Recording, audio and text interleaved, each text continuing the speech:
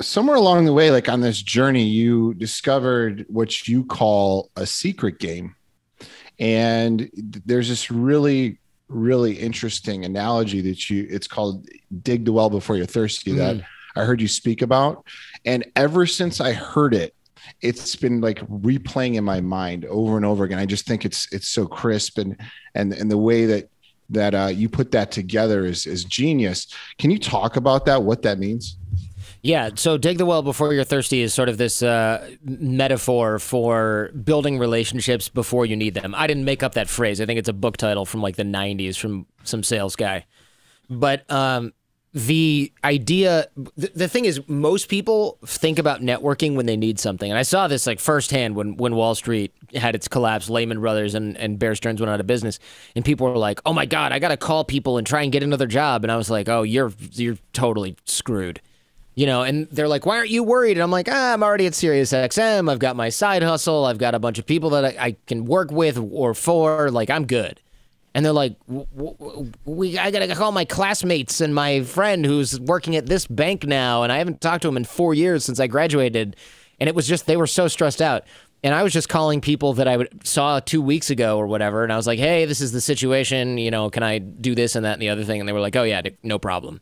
You know, see you on Friday. So that was really an obvious win. And as I went through my career and my life, I was like, okay, this is the most important thing ever. Because how many times do you get a call from someone where you haven't talked to them in like 5 years and you're like, okay, so what is this? Like Scientology, Herbalife, like what's your deal? You know, what's this nonsense going to be that you're trying to push on me? Let me guess, amazing opportunity that can't wait, limited time only? Like, no thanks, guy I haven't seen since Cub Scouts. I'm out. So, and if you realize now that like you sound like that if you call and say, "Hey, buddy, what's going on? It's been so long." So I got fired and I really need a job, and I like my last day is on Friday and it's Tuesday. You know, they're like, "Ooh, sorry to hear about that. Best of luck. I don't really know anyone who's hiring." If you've been talking to those people every 6 months for the last 5 years, then they're going to want to help you, right? They're your friends, and they might keep an eye out for you. They might be able to vouch for you at their own company. They might turn your resume in. If it's somebody I haven't talked to in 5 years, I'm not handing your resume up, dude. You know, like, I don't know you anymore. You could be a psycho for all I know. I'm not staking my reputation for you, and we're not friends.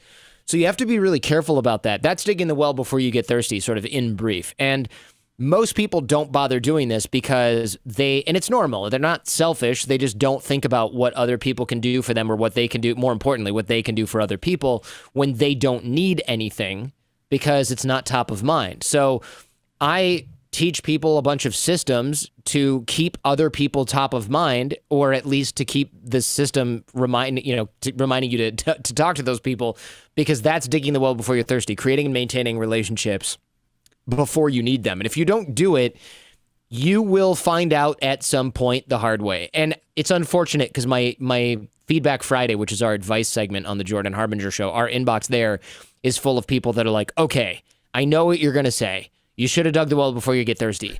But now I really need this, and I got fired, and I lost this, and I need help. What do I do? What's the emergency plan? And I go, the emergency plan, plan B, is plan A, only you're desperate. I don't know if I can say that on your show, but like, you're desperate now, and so you're going to reek of desperation. Your results are going to come slower, and also you're probably screwed in the short term.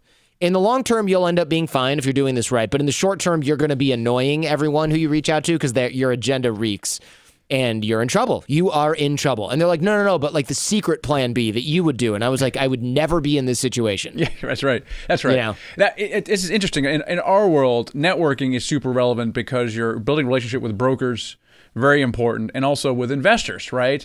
And it's what you're saying is when you need to raise money or need to find a deal, that it's too late. You have to have a relationship before then. And one of the things you do very well, I think your superpower is definitely relationship building. I mean, you got Dennis Rodman and Matthew McConaughey on your show. I mean, so you definitely want to start these relationships well in advance. I mean, we've had some people on the show, and it takes a long time to get them on the show. So clearly, you got to, if you want someone on the show down the road. You got to start now. The question is, how do you do it? Like, what is your, what do you do to try to get Matthew McConaughey or Dennis Rodman, and think back maybe to the earlier days, when you didn't have 250,000 downloads per episode, Right. You're like, because now you're making up for it with hustle, right? Somehow. Well, so obviously you started earlier, but what was it?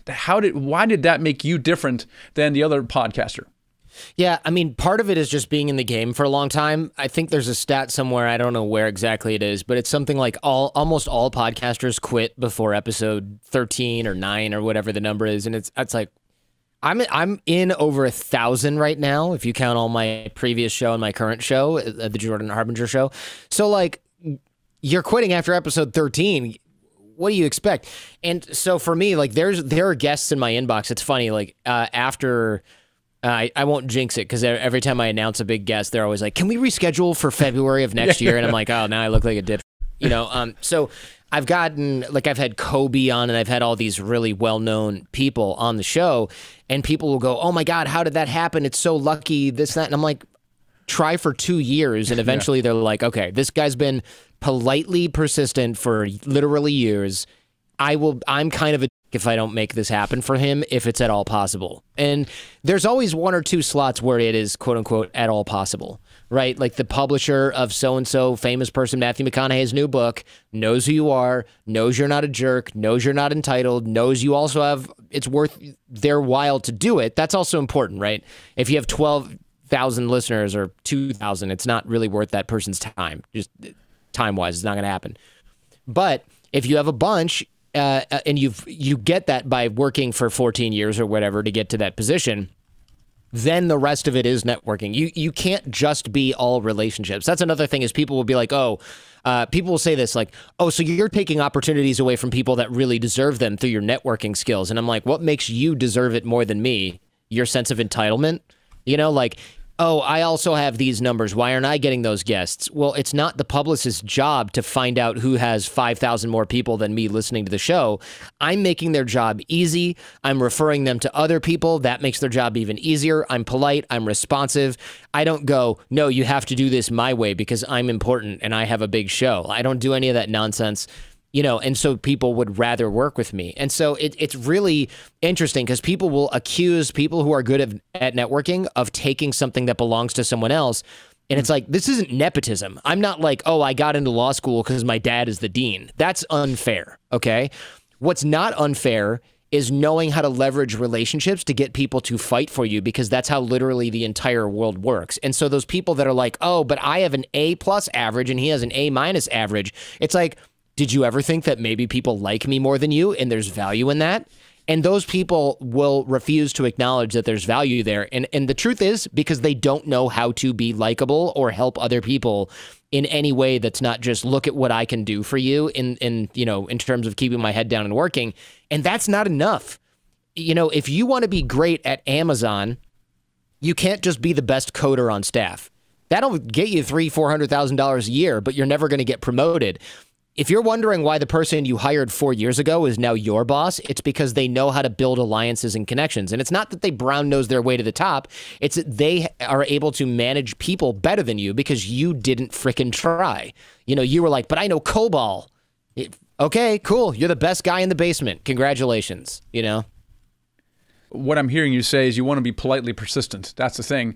And when you're reaching out to people, you're probably not asking for a bunch of stuff. You're probably figuring out some way to provide value to these guys. So how do you do it with people like, Dennis and Kobe? Like, they really don't need anything, really.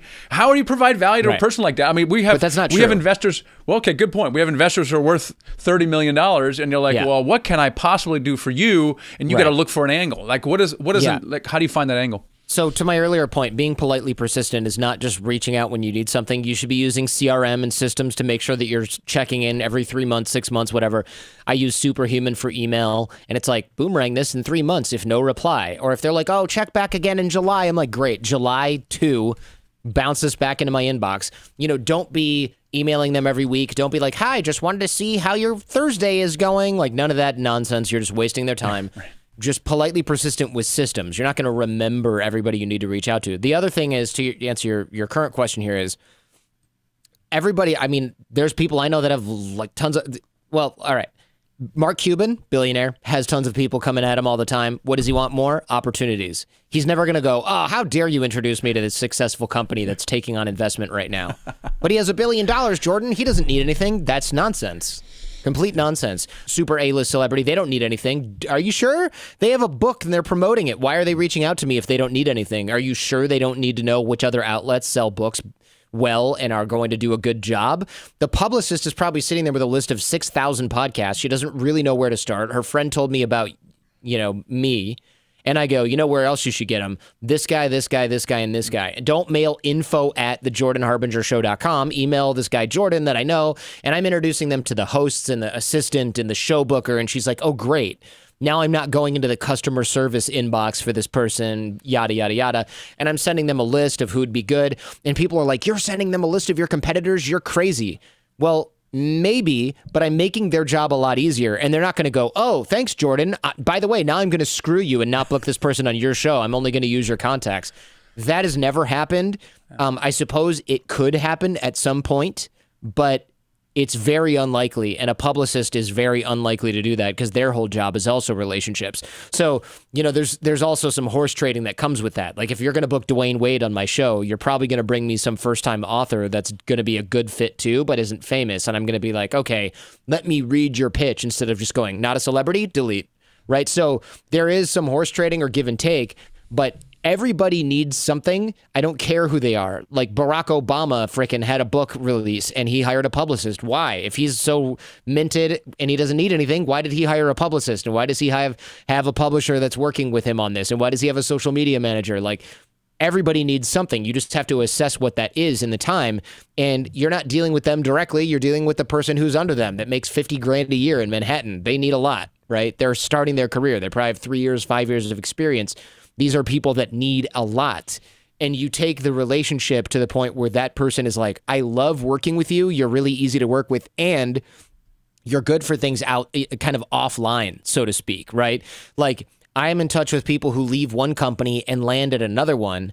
And they're like, oh, I'm so surprised you reached out to me. And I'm like, oh, why? We did great when I was buying ads from you at this place. And they're like, oh, well, now I'm on the sell side and I represent clients. And I go, oh, let me know if you have any clients that might want to buy ads on the Jordan Harbinger show. And she's like, oh, well, actually, I do. So now I'm making money because I reached out to somebody who I used to buy from who's now selling. Well, they always need something. You just have to, and it's not hard to assess people's needs. The reason most people are bad at this is because they have their heads so far up their ass about what they want for themselves. They're not even thinking about what other people could possibly want. It's not that it's hard to decode. It's that they're dedicating absolutely zero brain power towards that. Zero.